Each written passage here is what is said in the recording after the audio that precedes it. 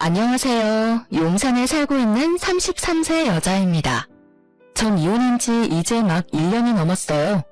제가 이 나이에 이혼녀가 되어 있을 거라고는 상상도 못했어요. 요즘 아무리 이혼이 흠이 아니라고 하지만 제가 이혼할 줄은 전혀 몰랐거든요. 이혼한 지 1년이 넘어간 지금도 여전히 남편과 시누이만 생각하면 이가 갈리는데요. 아직도 남편과 시누이만 생각하면 가슴이 답답하고 아파요. 그 정도로 전 결혼 생활 자체가 지옥이었는데요. 이런 결혼 생활일 줄 알았으면 애초에 이 남자를 만나지 말걸, 그런 생각이 가끔 들어요. 하지만 사람 만난다는 게 다 알고 만나는 게 아니잖아요. 그래서 경험이라고 생각하기로 했어요.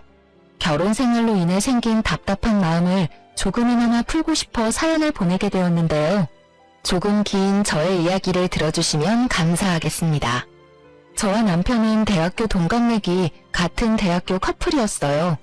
20대 초반에 만나서 남편과 6년이나 연애했었네요. 군대까지 기다리며 남편과 전 정말 이쁜 연애를 했습니다. 아무래도 장기 연애라서 혼인신고만 안 했지 이미 부부다라고 말할 정도였어요. 연애를 했었을 당시에 남편에게 문제가 있을 거라고는 상상조차 하지 못했어요. 남편에게 누나만 3명이 있다고 들었는데 애교가 많고 가끔 잘 삐지는 거 보면 아, 막내 티가 나긴 하는구나 이런 느낌만 받았지 이게 저희 연애에 걸림돌이 된 적은 없었어요. 여자라면 누나가 많은 남자랑 결혼한다는 게 쉽지 않은 일이잖아요. 근데 저는 연애할 때 크게 신경 쓰지 않았어요. 시누이가 있는 주변 사람들 이야기를 들었을 때도 크게 와닿는 게 없기도 했고요. 그 당시에는 상상이 잘 안 가서 그런가 크게 걱정이 되진 않았어요. 하지만 왜 사람들이 누나 있는 남자를 그렇게 선호하지 않는지 알겠더라고요. 주변 친구들은 제 남편이랑 결혼하는 거 다시 생각해보라고 한 적이 있었는데요. 사실 남편이 저와 연애할 때는 좋았던 사람이었지만 친구들한테 이기적이고 철없는 사람으로 통했어요. 그 사실을 뒤늦게 알게 됐었고요. 지선아, 너 결혼하는 거 다시 생각하면 안 돼? 왜? 무슨 일 있어? 대학교 다닐 땐 아무래도 아는 사람들이 많다 보니까 다들 쉬쉬하는 분위기였는데 지금은 대학 졸업도 했고 눈치 볼 필요도 없으니까 솔직하게 말할게. 현식이 대학교 다닐 때 소문 좀 안 좋았다. 눈치 없고 철딱선이 하나도 없다고. 너도 알잖아. 현식이 과제 하나도 안 하고 항상 무임승차했던 거. 게다가 술 마시고 항상 선배한테 개기고 여자 후배들한테 찝쩍거리고. 에이, 설마 현식이 그런 사람 아니야. 너가 잘못 들은 거겠지. 조별 과제도 제대로 해오지 않고 고기를 먹을 때도 먼저 나서서 고기를 구워본 적도 없는 사람이에요. 한마디로 눈치가 없는 사람이었죠. 게다가 누나만 위로 3명이 있다고 하니까 왜 그런 호랑이 소굴로 시집을 가려고 하냐. 연애만 하고 절대 결혼하지 말라고 말하더군요. 그때 친구들 말을 들었어야 했나 봐요. 대학교 다닐 때 제가 괜히 상처받을까봐 다들 저한테 말을 하지 않은 거였다고 해요. 결혼한다고 하니까 지금이나마 다시 생각해보라고 말해준 거라고 하는데 그때 왜 친구들 말을 듣지 않았던 걸까요? 그때 남편한테 콩깍지가 제대로 씌었나 봅니다. 콩깍지가 제대로 씌었기도 했지만 사실 연애할 때 남편은 저에게 나쁘게 한 게 없기 때문에 친구들 말만 믿고 6년 연애를 그만할 순 없었어요. 그리고 누나가 많은 가정 환경도 다복하고 화목한 집안이겠다며 긍정적인 생각을 가졌어요. 연애 기간이 길었지만 가족을 마주한 적도 없었으니 남편 한 명만 보고 결혼을 결심한 거였죠. 그런데 예상치 못한 곳에서 문제가 터졌습니다. 동거를 단 일주일도 하지 않고 결혼식을 올린 게 문제였죠. 다들 여자가 시집도 가기 전 동거부터 한다면 쌍수를 들고 반대하잖아요.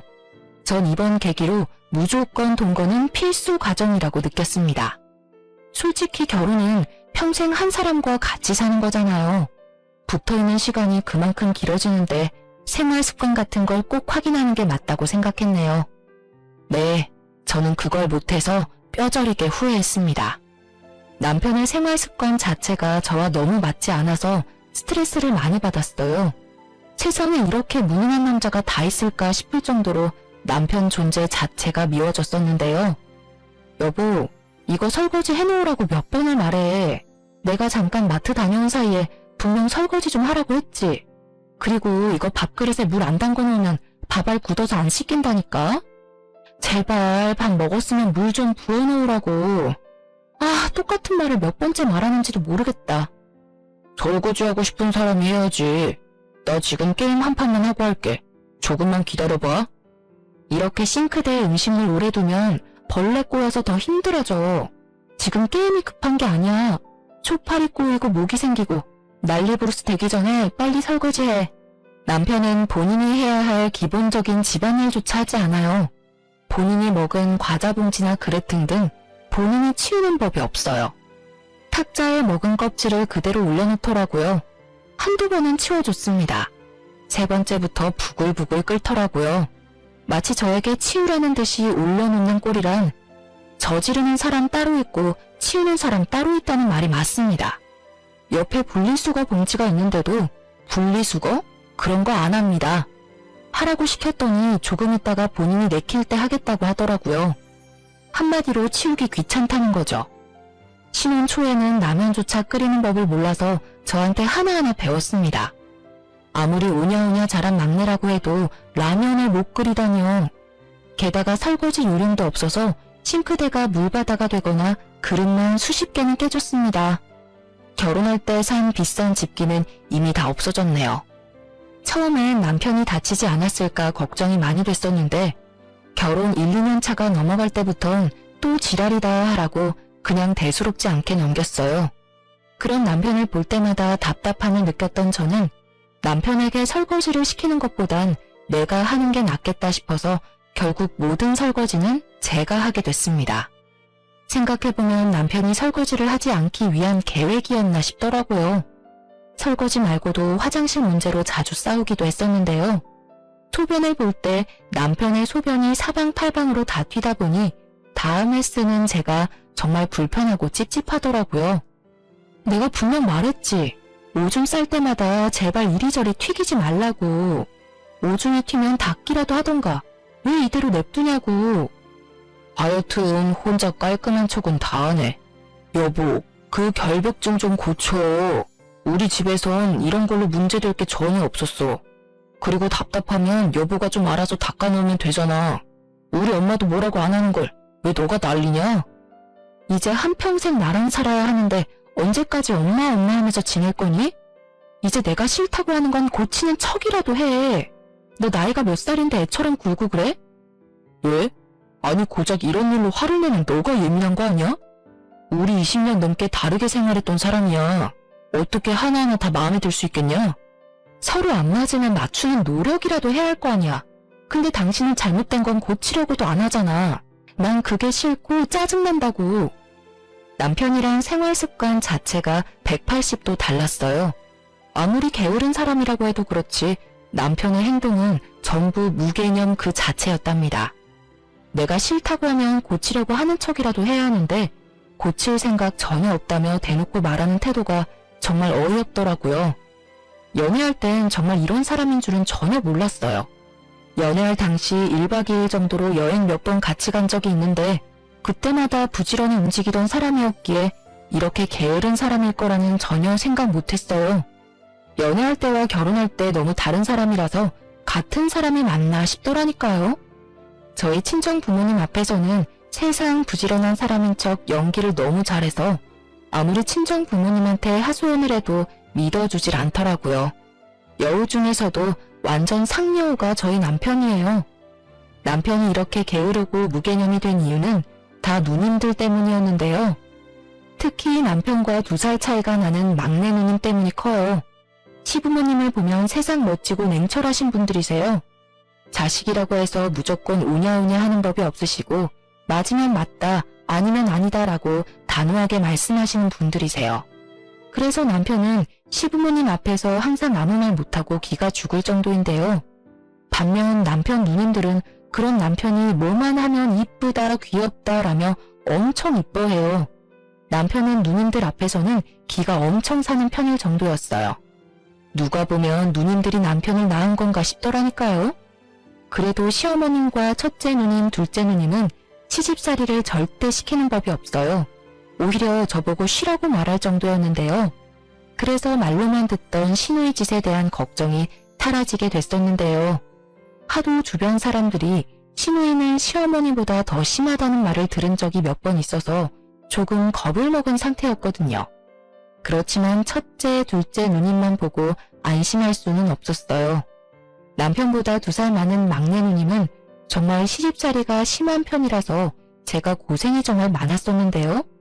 남편을 제일 이뻐하는 누님으로 남편이 잘못을 하든 안 하든 무조건 남편 편만 들고 명절만 되면 저한테 설거지부터 음식까지 저 혼자 하라고 시키셨어요. 옳게? 우리 엄마가 과일 깎는 거 안 보여? 왜 보고만 있어? 우리 엄마가 옳게 과일 먹이려고 태어난 사람 같아 보여? 엄마 가만히 있어. 이런 건 옳게한테 하라고 해. 조용히 좀 해. 아주 너가 온 세상 시누이 짓은 다 하는구나. 태아가 얘가 하는 말 전혀 신경 쓰지 말고 편하게 쉬고 있어. 오늘 저녁 거의 너가 다 했잖니. 원래 이런 건 며느리가 하는 거라고. 엄마는 이제까지 우리 키우느라 고생 많이 했으니까 이제 며느리한테 다 맡겨. 집에서 꼼짝도 안 하는 년이 왜 애를 못 잡아먹어서 안달이야? 넌 지금도 여전히 엄마 고생시키고 있잖아. 내 며느리는 알아서 잘 해주고 있단다.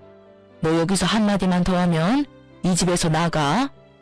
막내 누님이 시누이 짓을 할 때마다 다행히 시어머님이 옆에서 제 편을 들어주셔서 크게 힘든 적은 별로 없었어요. 하지만 시어머님이 없는 자리에선 막내 누님이 하는 행동들이 가관이었어요. 저희 부부집에 말도 없이 찾아올 때가 많았는데요. 그때마다 제 옷과 구두, 가방 등등 하나하나씩 탐을 내시더라고요. 옳게, 이 가방 엄청 비싼 가방인데 어디서 났어? 옳게 돈 많이 벌어? 아, 이 가방 친정 엄마한테 작년 생일 선물로 받았어요. 너무 이쁘죠? 너무 비싼 가방이라 저도 함부로 들고 다니지 못해요. 나 이거 주면 안 돼? 나 명품백 하나도 없는 거 알잖아. 나 이런 거 하나쯤 가져보고 싶은데. 아, 형님, 정말 죄송한데 이건 선물 받은 거라서 형님께 드리는 게 좀 그래요. 나중에 제가 돈 더 벌면 그때 하나 사드릴게요. 아니, 나 이거 가지고 싶다니까. 나한테 이거 주는 게 그렇게 아까워? 우리 이제 가족 된 사이인데. 나 다음 주에 친구 모임 있는데 그때 들고 가고 싶어서. 형님, 다른 건 몰라도 이건 선물 받은 거라서 드리는 게 좀 그래요. 진짜 나중에 좋은 거 하나 사드릴게요. 친정엄마에게 400만 원짜리 명품 가방을 선물 받은 적이 있어요. 평소에 명품 가방에 관심이 크게 없는 편인데 친정엄마께서 나중에 살다 보면 비싼 가방 하나쯤 들고 갈 일이 있을 거라며 생일 선물로 사주셨어요. 근데 그걸 탐내고 가져가려고 하시더라고요. 끝까지 안 된다고 거절하니 거의 한 달 동안 삐져서 저랑 말도 안 섞더라고요. 시어머님이 뒤늦게 그런 일이 있었다는 걸 알게 되셨고 그때 막내 누님은 엄청 혼이 났다고 들었습니다. 막내 누님은 그때 시어머님의 등살에 못 이겨 마지못해 사과를 하시더라고요. 더 가관이던 일 한 가지가 있는데요. 막내 누님 남자친구와 관련이 있는 일이었어요. 누님은 그 당시 10살 연하 남자친구가 있었어요. 30살이 넘은 형님께서 20대 초반 남자친구를 만나고 있으니 엄청 놀랐는지 가족에게 철저히 비밀로 남자친구를 만났는데 우연히 길에서 마주치는 바람에 남자친구가 있다는 걸 모든 가족들이 알게 됐어요. 막내 누님이 이렇게 철저히 남자친구를 숨기려고 했던 이유는 백수이기 때문이었어요. 막내 누님은 30살이 넘어서까지 일을 제대로 해본 적이 없는 분이세요. 가끔 단기 알바만 해본 분이지 돈을 번 적이 없어서 핸드폰 요금까지 밀린 적이 있던 분입니다. 그런 상태에서 남자친구를 만난다고 하면 가족들이 노발대발할 게 분명하니까요. 더 가관인 부분은 바로 남자친구와 술집에서 만났다는 것입니다. 맥주 마시다가 만난 사이라고 하는데 알고 보니 남자 끼고 노는 노래방에서 만난 사이라고 하더라고요. 이 사실은 저만 알고 있었습니다. 그런 막내 누님은 남자친구에게 간이고 쓸개고 다 줄 것처럼 행동하고 있어요. 없는 돈 쪼개가면서 데이트 비용을 전부 내고 있으며 신용카드 할부로 남자친구 명품 선물을 해준다는 것입니다. 신용카드 한도 초과로 결국 신용불량자가 될 뻔했는데요. 형님, 제발 그 남자친구랑 헤어지세요. 이러다가 정말 큰일이라도 날 것 같다고요. 왜? 내 남자친구가 얼마나 좋은 사람인데 내가 그런 남자친구를 언제 만날 수 있겠어? 그리고 올케, 너가 뭘 안다고 내 남자친구에 대해서 그렇게 말을 해? 내 남자친구 제대로 본 적이나 있어? 올케가 뭘 안다고 헤어지라고 말해?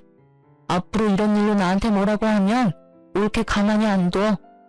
형님, 이번 달 카드값도 400만 원이나 나오셨다면서요. 일도 안 하시는 분이 그걸 어떻게 감당하려고. 너 내 통지서 몰래 훔쳐봤니? 너가 뭔데 훔쳐봐? 올케가 대신 내줄 거 아니면 제발 신경이나 꺼. 한 달에 카드값만 3,400만 원은 기본으로 나왔습니다. 신용카드 돌려막기로 지내다가 뒤늦게 알게 된 시부모님께서 해결해 주셨어요. 덕분에 신용불량자까지 되진 않았어요. 이런 일이 있었는데도 정신 차리지 못한 막내 누님은 여전히 남자친구한테 온갖 정성을 다하고 있는데요. 말이 통하지 않는 막내 누님을 모른 척하고 조용히 지내고 있었어요. 그때 친정엄마가 곧 칠순이었기에 6개월 전부터 친정 부모님 모시고 갈 제주도 여행을 계획하게 됐어요. 부모님 모시고 어떻게 여행을 가면 좋을까 열심히 알아보고 있는데 남편은 전혀 도와주는 법이 없더라고요. 서운했지만 그래도 내 부모님인데 내가 알아서 해야지 긍정적으로 생각했죠. 그렇게 비행기, 숙박 모두 다 예약해두고 여행만을 가길 기다리고 있었는데요. 근데 여행 가기 한 달 전 남편이 갑자기 여행을 가지 못한다고 하는 겁니다. 여보, 나 이번에 여행 못 갈 것 같은데? 갑자기? 아니 몇 달 전부터 가기로 약속한 여행인데 갑자기 이러면 어떡해. 회사에서 급한 출장이 있다고 하길래 원래 다른 팀원이 가기로 한 걸 나보고 가라고 해서. 아니 그래도 그렇지. 우리 엄마 칠순경 가는 여행이잖아. 다른 팀원들도 있는데 왜 당신이. 이번만 다른 사람이 대신해줄 수 없어? 회사 일이 내 맘대로 되는 게 아니잖아. 여행 다녀오고 나서 그때 장모님 모시고 밥 맛있는 거 먹자. 이번 여행 당신만 다녀와. 너무 섭섭했습니다. 출장 가야 한다고 대충 변명만 되는 남편한테 엄청 서운하더라고요. 다른 것도 아니고 우리 엄마 칠순 여행인데 말이죠. 하지만 회사 일 때문에 그런 거라서 크게 뭐라고 하진 않았습니다. 그렇게 3박 4일 제주도 여행을 다녀온 이후 말도 안 되는 일이 벌어지고 말았는데요. 캐리어 짐을 풀고 이것저것 정리하고 있던 중 제 통장 하나가 없어진 걸 확인하게 됐어요. 제가 결혼하기 전부터 가지고 있던 5천만 원 통장이 없어진 것입니다. 분명 제주도 여행 가기 전까지만 해도 멀쩡히 있던 통장인데 갑자기 없어져서 도둑이 들었던 걸까? 별 생각이 들더라고요. 하루 종일 온 집안을 뒤지며 통장을 찾아봤는데 끝까지 통장이 나오지 않았어요.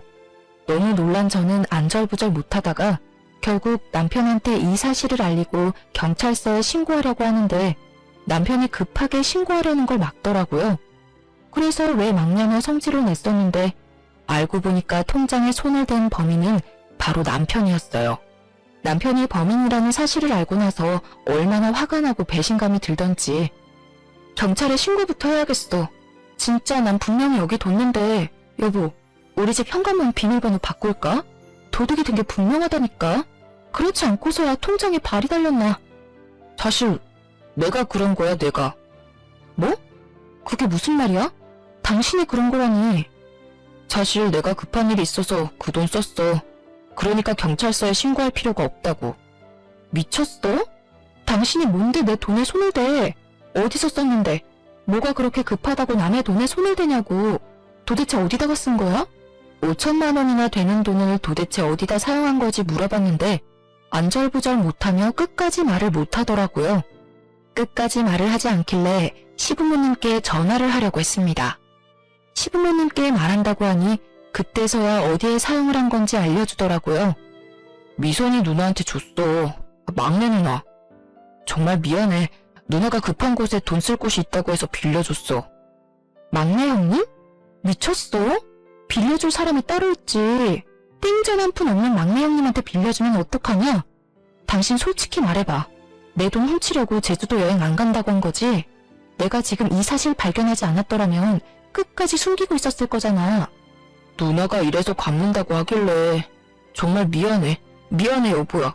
내가 누나한테 다시 돌려달라고 말할게. 제발 화내지 마, 어? 당장 형님 불러.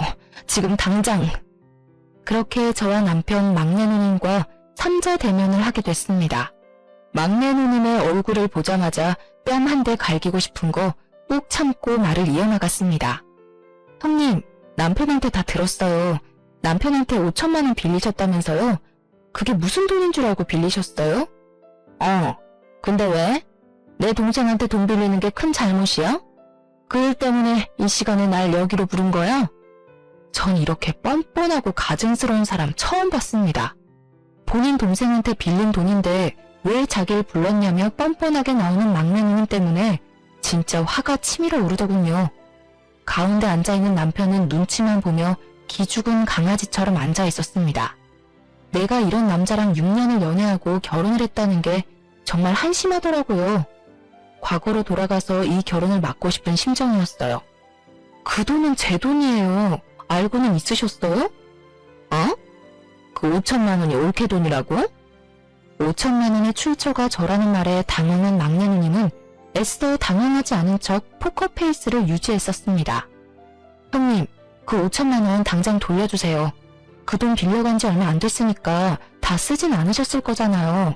일단 일부라도 좋으니까 제 돈 돌려주세요. 저 형님한테 그 돈 빌려줄 생각 눈꼽만큼도 없어요. 당장 돌려주세요. 돌려주고 싶어도 못 줘. 그 돈 이미 다 쓰고 없는 상태야. 아쉽게 됐네. 나중에 천천히 갚을게. 앙칼진 목소리로 돈이 없다고 말씀하셨어요.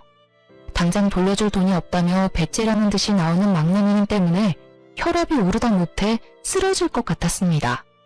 갚을 능력이 없으면 빌리지도 말아야 하는 게 맞지 않습니까? 그럼 언제 갚으실 건데요? 형님 갚으실 능력은 되세요? 일도 한 번도 해본 적 없으신 분이 무슨 배짱으로 그 큰 돈을 빌리신 거예요? 이왕 말 나온 거 솔직하게 다 말할게요. 형님 이번 일 말고도 저희 부부 신혼 초일 때 남편한테 3천만 원 빌리신 적 있으시죠? 그게 벌써 2, 3년 전이에요. 근데 그거 아직도 못 갚고 계시죠? 지금 빌려간 돈도 제대로 못 갚고 계신데 이번 돈은 무슨 생각으로 빌리신 거예요? 빌린 이유나 들어봅시다. 절대 말 못해. 급한 일이 있어서 쓴 거야. 에이씨, 갚으면 되잖아, 갚으면. 형님, 이번 일 제대로 말씀 안 하시면 저 가만히 안 있을 거예요. 지난번에 카드값 때문에 시어머님, 시아버님한테 된통 혼나셨죠? 이번 일까지 아시게 되면 형님 큰일 나요. 그러니까 제가 이거 다 시부모님께 말씀드리기 전에 저한테 솔직하게 말하세요. 남자친구 때문이야, 남자친구 때문. 남자친구가 급하게 쓸 돈이 있다고 해서 빌려달라고 하더라고. 근데 올케도 알다시피 내가 그 큰 돈이 어딨어? 그래서 현식이 얘한테 빌렸던 거였는데 그 돈이 올케 돈인 줄은 전혀 몰랐어. 미안해. 내가 늦더라도 꼭 갚을게. 형님, 제가 그 남자랑 분명 헤어지라고 했죠? 예전에 이 사람한테 빌려갔던 돈도 남자한테 뺏겼다면서요. 근데 이번에도 정신 못 차리고 남자한테 또 뺏긴 거예요. 그 돈 절대 못 돌려받아요. 아니야. 다음 달 안으로 꼭 갚는다고 했어. 이번에 내 말 한 번만 믿어줘. 내가 그 돈 돌려받는 대로 올케한테 바로 갚을게. 형님, 됐고요. 저 이번 달 안으로 꼭 받아야 되겠어요. 그리고 당신, 나랑 이혼할 준비나 해. 나 도저히 당신이란 사람이랑 못 살겠어. 뭐? 이혼이라니? 여보, 이런 일로 이혼은 아니지. 제발 한 번만 봐줘라, 어? 내가 진짜 이런 일 없도록 할게. 꼭 이번 일 때문에 이혼하려는 거 아니야. 솔직히 나 당신이랑 결혼하고 나서 많이 힘들었어. 당신 때문에 얼마나 힘들었는 줄은 알아? 이제까지 얼마나 오냐오냐 하면서 자랐길래 할 줄 아는 집안일이 없어? 내가 당신 식모도 아니고 내가 모든 일 도맡아서 하고 게다가 당신이 나한테 했던 행동, 태도, 말투 정말 미치도록 열받았어. 그래도 당신 사랑하니까 이제까지 사귄 정이 있으니까 고쳐지겠지 수없이 생각하면서 참아왔어. 근데 이건 참는다고 해서 다 해결될 일은 아니라고 생각해. 우리 여기서 이혼하는 게 맞아. 전 남편에게 이혼을 통보한 후 간단히 짐을 싸고 한동안 친정집에 가 있었습니다. 도저히 남편 얼굴 보고 살기 싫더라고요. 이 순간 남편과 지낸다면 화병이 생겨 죽을 것 같더라고요. 친정집에 있는 동안 생각 정리를 하려고 했습니다. 과연 이 결혼 생활을 유지하는 게 맞는지요? 보름 정도 친정집에 있으면서 남편에게 온 전화 모두 받지 않았었습니다. 남편이 친정집까지 찾아왔었는데 친정엄마가 그런 남편을 잘 달래며 돌려보내기도 했어요. 그렇게 혼자 밤낮 가릴 거 없이 고민하고 또 고민하고 있었는데 시어머님께 전화 한 통이 왔었습니다. 만나서 얘기하자면서요. 그렇게 주말에 시댁에 찾아갔었습니다. 시댁에 시부모님은 물론이고 누님 세 분 전부 다 있더군요. 그 사이에 있던 남편은 정말 눈물 콩을 다 흘리며 있더라고요. 저를 보자마자 남편이 다가와 대성통곡을 하더군요. 저도 처음 보는 남편의 모습에 당황해버렸어요. 남편은 저랑 정말 이혼이라도 할까봐 너무 무서웠다며 잠을 제대로 자지 못했다고 하더라고요. 그런 저를 보자마자 눈물부터 흘리더군요. 세아가 애들한테 어느 정도는 들었다. 이혼이라니 절대 이혼 못한다.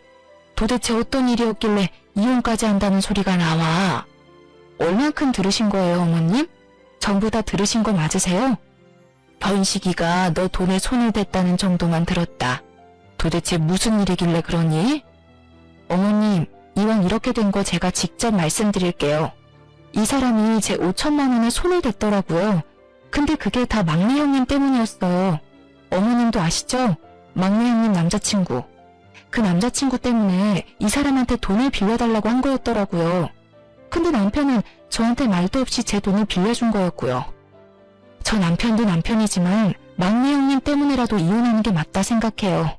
저 이 집에 시집 오고 나서 남편이랑 막내 형님 때문에 정말 힘들었어요. 남편은 집안일 전혀 신경 쓰지 않았어요. 할 줄 아는 게 전혀 없는 사람이더라고요. 할 줄 모르면 하려는 노력이라도 하면 모를까. 오히려 제가 이 모든 집안일을 도맡아서 하는 게 당연한 거였더라고요. 그리고 어머님도 아시잖아요. 막내 형님이 이제까지 저한테 어떻게 해왔는지. 저 이제 힘들어서 못하겠어요, 어머님. 제 말을 들은 시부모님과 첫째, 둘째 누님들은 막내 누님과 남편의 등짝을 때리며 화를 내시기 시작했습니다. 남편은 그저 맞고만 있고 막내 누님은 뭐가 그렇게 서러운지 자긴 끝까지 잘못 없다며 서럽게 울더라고요. 아이처럼요. 가족끼리 고작 5천만 원 가지고 1억이야? 어? 옳게도 참 독하다. 가족들 앞에서 꼭 이래야만 했어? 그런 형님은 저한테 왜 그러시는 거예요? 저 이제 형님 가족 안 하려고요. 당장 돈이나 갚으세요. 엄마, 당장 올케한테 돈 보내줘. 나 정말 숨막혀서 미치겠다고. 엄마, 제발.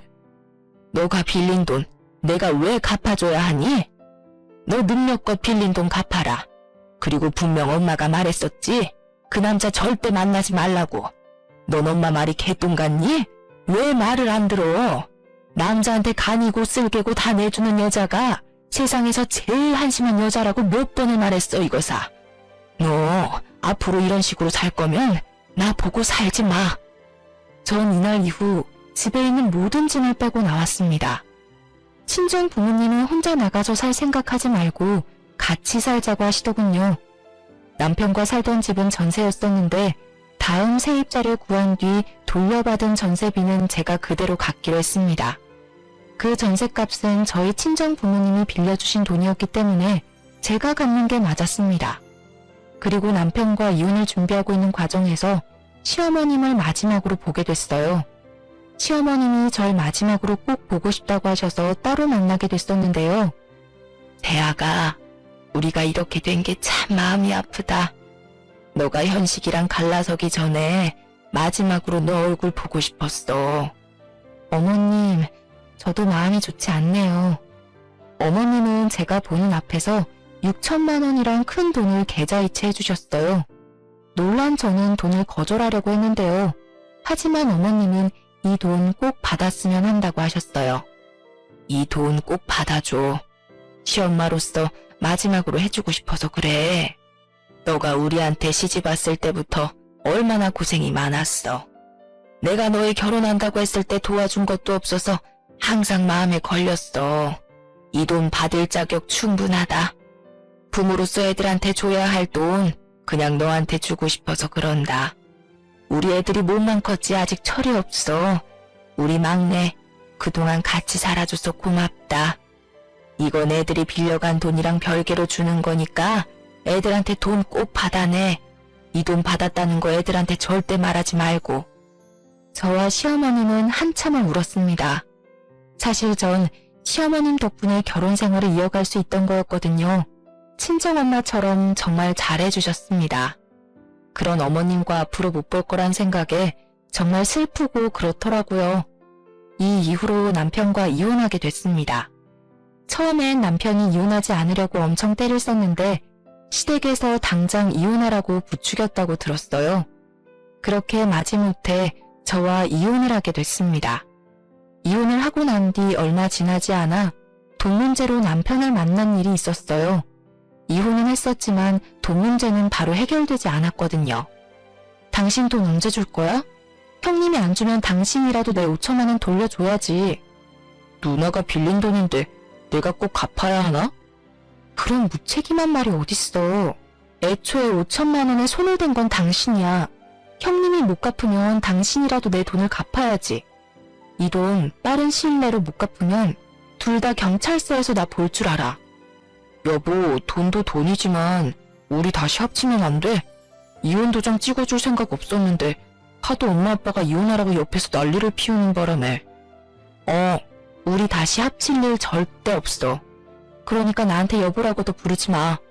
나 당신이랑 이 긴 세월 동안 같이 한 게 너무 후회스럽고 그래. 그러니까 내 돈이나 제때 갚기나 하셔.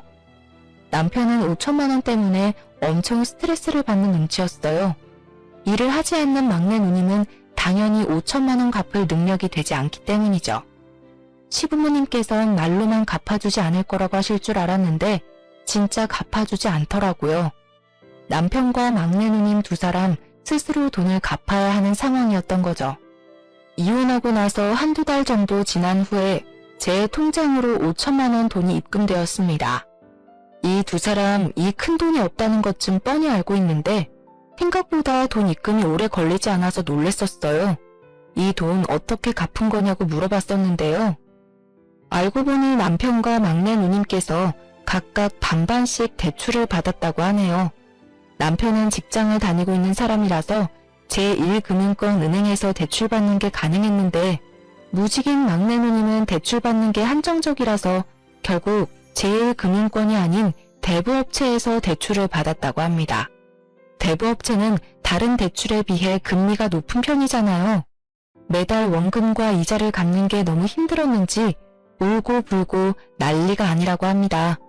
언제 한 번은 도저히 못 참겠었는지 저한테 술 먹고 울면서 전화하더라고요. 올케, 나 올케 때문에 망했어. 한 달에 대출금이 왜 이렇게 많이 나가는 거야? 나 이거 갚을 능력도 안 되는데 올케 때문에 무리해서 대출까지 받았다고. 올케, 제발 사람 하나 살린다고 생각하고 나 좀 도와줘. 응? 형님, 이 새벽에 이게 무슨 추태예요. 대출금 갚는 게 힘든 건 형님 사정이죠. 제가 왜 형님 사정을 봐줘야 하는 거예요? 전 그이랑 결혼 생활 자체가 정말 힘들고 지옥이었어요. 이 모든 일은 형님이 만든 거니까 감당하세요. 그리고 술 마셨으면 집에 곱게 들어가세요. 남자친구한테도 차이고 올케한테도 지금 차이고 미치겠다 정말. 술 먹고 새벽에 전화해서 쓸데없는 꼬장을 부리더라고요. 형님 술주정으로 알게 된 사실이었는데 형님 남자친구한테 뻥 차였다고 합니다. 대출금 갚는 것도 힘든데 그 사이에 남자친구한테까지 차여버려 더 힘들게 됐다고 하네요. 그래서 저한테 새벽에 술 먹고 전화했다고 합니다. 형님은 지금 그 남자한테 5천만 원은 물론이고 그 남자한테 명품 선물을 몇 번 더 하는 바람에 카드 할부값만 몇백만 원이라고 합니다. 시부모님이 갚아준 게 엊그제 같은데 그 사이에 결국 빚을 더 만들게 된 거였어요. 그래서 카드 할부값부터 형님이 개인적으로 쓴 카드값까지 모두 갚으려고 하니까 버거운 게 당연하죠. 게다가 남자에게 준 현금이나 선물들은 모두 돌려받지 못했다고 하니 후회가 물밀듯 밀려오겠죠. 현재 막내 누님은 주 야간 공장에서 일을 하고 계신다고 합니다. 회사 경력이 전혀 없고 게다가 대학교까지 나오지 않은 분이라서 마땅한 회사에 취직하지 못한다고 들었어요. 그래서 아웃소싱을 통해서 급하게 취업을 했다고 합니다. 한 번도 일을 해본 적이 없으니 회사에서 많이 혼나는 모양이더라고요. 게다가 몇 번 사고를 친 적이 있어서 회사에서 크게 손해볼 뻔한 사고도 있었다네요. 이 이야기를 들었는데 얼마나 고소하던지. 남자한테 돈은 다 뺏기고 게다가 밤낮 가리지 않고 고생하고 있다는 사실이 정말 시원했습니다. 막내 누님한테 전화가 온 뒤로 남편에게도 몇 번 전화가 온 적이 있었는데요. 남편이 회사에서 징계를 먹었기 때문이었어요. 남편이 울면서 전화를 하길래 무슨 일인가 했는데 회사에 안 좋은 소문이 났다고 하더라고요. 남편이 얘기하는 걸 들어보니 저와 이혼하고 난 뒤 회사에 새로운 여자 신입사원이 입사했다고 합니다. 남편은 새로 입사한 신입사원한테 사수로서 잘해주려고 했던 것뿐인데 신입사원은 그걸 찝쩍거렸다고 생각했다고 하네요. 게다가 신입사원이 넘어지려고 해서 잡아준 것뿐인데 그걸 성추행을 했다고 생각해서 신고했다고 하더라고요. 그 일로 회사에 징계를 먹어 잘릴 것 같다고 했어요. 여보, 나 진짜 미칠 것 같아. 추행이 말이 돼? 당신도 알잖아. 그런 사람 아니라는 거. 근데 어쩌라고. 그걸 왜 나한테 말하는 이유가 뭐야? 답답해서 이 답답한 마음을 들어줄 사람이 필요했어. 당신밖에 생각나지 않길래. 요즘 세상이 어떤 세상인데 그런 짓을 해? 칠칠 맞다 칠칠 맞아. 정말 안 한 거 맞아? 막상 신고당하니까 무서워서 했으면서 안 한 척하는 건 아니고? 당신까지 왜 그래? 나 정말 못 믿는 거야? 당신이 했든 안 했든 나한텐 전혀 상관없는 일이니까 이딴 일로 전화하는 일 없었으면 좋겠다. 잠깐. 당신 이런 내가 불쌍하지도 않아? 나 정말 결백해. 회사에 그런 일 절대 할 사람 아니야. 나 요즘 당신이랑 이혼한 거 엄청 후회해. 여전히 나랑 다시 합칠 생각 없는 거야? 이런 일이 있는 와중에도 나한테 재결합하자는 소리가 나오니? 나 당신이랑 다시 합칠 생각 죽어도 없어. 이제 당신 전화 받아줄 일 절대 없을 거야. 그러니까 앞으로 전화할 생각하지 마. 문득 그 생각이 들더라고요. 결혼 전 친구가 남편에 대해 얘기해 준 거요. 술만 마시면 여자 후배들한테 찝쩍거렸다고 하는데 그게 정말 사실이었다는 걸 이번 일로 알게 됐네요. 대학교 다닐 때 있던 버릇이 지금까지도 이어질 줄은 몰랐네요. 남편은 이 사건 이후로 지방에 있는 회사 작은 계열사로 발령받았다고 합니다. 게다가 감봉 처분까지 받았다고 하는데요. 신입사원 한 명 잘못 건드렸다가 크게 혼쭐 난 셈이죠. 더 웃겼던 건 남편과 막내 누님 모두 시부모님 유산을 못 받는다고 합니다. 시아버님은 땅이 몇 개 있으신 걸로 알고 있어요. 나름 땅 부자로 소문난 분이신데 원래 남편한테 50% 정도 물려주시고 남은 50%를 누님 세 분께 물려주신다고 했어요. 근데 남편과 막내 누님이 이번에 제대로 사고를 친 바람에 시아버님께서 그런 두 사람에게 제대로 실망하고 정이 뚝 떨어졌다고 합니다. 유산을 물려주지 않겠다고 선언하셨다고 해요. 남편과 막내 누님은 이런 일로 유산까지 못 주겠다는 게 말이 되는 거냐면서 엄청 화를 냈다고 합니다. 첫째, 둘째 누님들만 좋은 일이 된 거죠. 특히 돈 욕심이 많기로 알려진 막내 누님께서 크게 대들었던 모양이더라고요. 유산 문제 때문에 속상한 나머지 기절까지 한번 한 적이 있다고 들었네요. 아무리 자식이 사고를 치고 다닌다고 해도 부모는 자식을 버리지 못한다고 하잖아요. 우리 시부모님은 다른 부모와는 달랐습니다. 막내 누님은 시부모님 댁에서 쫓겨났다고 합니다. 그 이후로 시부모님은 막내 누님께 연락을 하지 않는 상태라고 들었어요. 남편은 지방에서 발령나게 되면서 회사 기숙사에서 힘들게 지내고 있다고 해요. 두 사람이 아무리 힘들고 죽겠다 말해도 시부모님께서 절대 지원을 해주고 있지 않는다고 해요. 게다가 막내 누님께서도 공장에서 제공해주고 있는 기숙사에서 지내고 있다고 들었고요. 남편과 막내 누님 소식을 듣고 나서 속이 다 시원했습니다. 남편과 저 사이에 아이가 없었던 게 천만 다행이라고 생각했어요. 아이 때문에 이혼하지 못하고 있는 부부가 절반 이상이라고 하는데 그런 저에게 아이가 없다는 게 얼마나 다행인지 몰라요. 이렇게 철없는 남자랑 계속 살고 애까지 낳았으면 얼마나 더 힘들었을지 상상도 하기 싫네요. 친구들도 그러니까 본인 말 좀 듣지 왜 말 안 듣고 결혼했다가 이런 일을 겪냐고 절 엄청 혼냈었습니다. 저 이번 계기로 뼈저리게 후회하고 있어요. 결혼이라는 제도는 사랑 하나만으로 결정해서는 안 되는 거라고 이번에 제대로 알게 됐어요. 전 이혼하고 나서 여전히 친정 부모님과 함께 지내고 있습니다. 사실 이혼하고 친정 부모님 얼굴 보는 게 정말 힘들었지만 친정 부모님께선 그런 시댁이랑 같이 사는 게 더 쪽팔린 거라고 잘했다고 말씀하셨어요. 전 현재 남편과 막내 누님한테 돌려받은 5천만 원과 시어머님께서 주신 6천만 원을 합쳐서 전 작은 동네 카페를 오픈해서 운영 중인데요. 처음엔 이 돈으로 뭐 할까 고민이 많았어요. 그렇게 긴 고민 끝에 카페 창업을 하기로 결심하게 됐는데요. 오래전부터 제 이름으로 된 가게 하나를 운영하고 싶었거든요. 장사가 어느 정도 잘 되는 편이라서 돈 걱정 없이 잘 살고 있는 중이에요. 남편과 계속 살았으면 절대 할 수 없었는데 이혼하고 나서 이렇게 행복하고 잘 살 수 있다는 게 정말 꿈만 같고 그렇네요. 가끔 좋은 남자가 있는 것 같으면 소개팅하고 가끔 썸도 타고 그러기도 하지만 연애까지 이어지지는 않더라고요. 제가 아직 연애를 할 마음이 없어서 그런지 괜찮은 남자가 고백을 하면 거절하게 되는데요. 아직 이혼에 대한 아픔이 다 사라지진 않았나 봐요. 좀 괜찮아지면 그때 연애를 해도 늦지 않다고 생각해요. 아무래도 연애 6년, 결혼 생활도 3, 4년 이상 했었잖아요.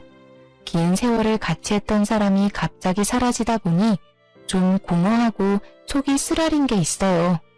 하지만 연애한 기간에 비해 결혼 생활은 다소 짧은 편이었지만 전 최대한 빨리 이혼한 게 다행이라고 봐요. 저처럼 결혼 생활이 힘든 분이라면 견디면 괜찮겠지라고 생각하지 말고 한 살이라도 어릴 때 이혼하는 걸 추천하고 싶어요. 요즘은 결혼이 필수가 아닌 선택이라고 하잖아요. 이혼도 흠이 아닌 시대이기도 하고요. 아, 그리고 만약 결혼을 앞두고 계신 분은 꼭 이 사람이랑 결혼을 해야겠다 싶으면 짧더라도 한 달은 꼭 같이 살아보고 결혼했으면 합니다. 여러분, 동거를 욕할 게 아니에요. 만약 동거를 했다면 이혼이 아니라 파혼이라는 결과였을 텐데 사회 인식이 개선될 필요가 있다고 생각해요. 넋두리가 길었네요. 지금까지 제 길고 길었던 이야기를 들어주셔서 감사해요.